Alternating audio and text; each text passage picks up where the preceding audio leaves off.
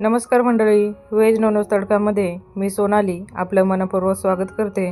आजच्या व्हिडिओमध्ये मी तुम्हाला एकदम सोप्या पद्धतीने घरच्या घरी काळ्या खारकेची पावडर कशी बनवायची हे दाखवणार आहे। सोबतच कंबरदुखी, सांधेदुखी, अशक्तपणावर ही पावडर कशी वापरायची हे सुद्धा सांगणार आहे।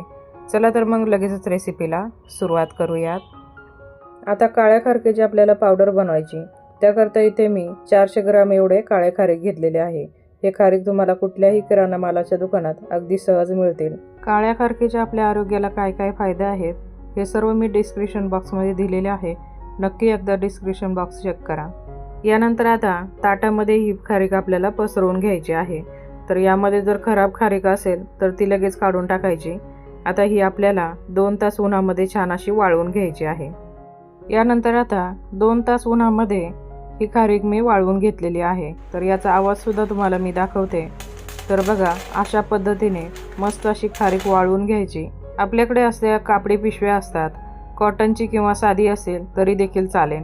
यामध्ये आपल्याला ही सर्व खारीक भरून घ्यायची आहे आणि पिशवीच्या तोंडाकडील भाग अशा पद्धतीने पिळा घालून बंद करून घ्यायचा आहे।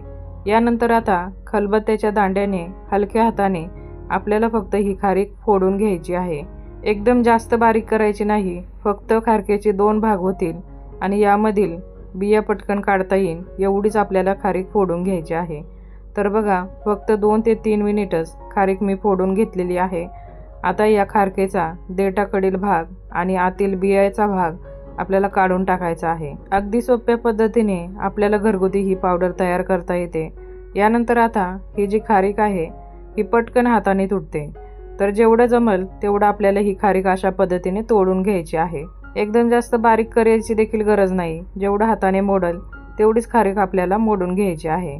आता याच पद्धतीने उरलेल्या सर्व खारकांमधील बिया, देठाकडील भाग काढून घ्यायचा आणि सर्व खारका जेवढ्या हाताने मोडतील तेवढ्या आपल्याला मोडून घ्यायच्या आहेत। या खारीक पावडरचे आपल्या शरीराला खूप सारे फायदे आहेत। अशक्तपणा, कंबरदुखी, सांधेदुखी, रक्ताची कमतरता असेल, पचनक्रिया किंवा रोगप्रतिकारशक्ती सुद्धा वाढते। त्वचेसाठी, केसांसाठी सुद्धा उपयुक्त आहे। तर याच पद्धतीने आता सर्व खारकांमधील बिया आणि देठाकडील भाग काढून अशा पद्धतीने मोडून घेतलेले आहे। फक्त 5च मिनिट याला लागलेला आहे। यानंतर आता सर्व खारीक आपल्याला मिक्सरच्या भांड्यामध्ये घालून छान अशी बारीक दळून घ्यायची आहे। अगदी कमीत कमी वेळेत छान अशी मार्केटसारखी खारीक पावडर आपल्याला घरच्या घरी बनवता येते।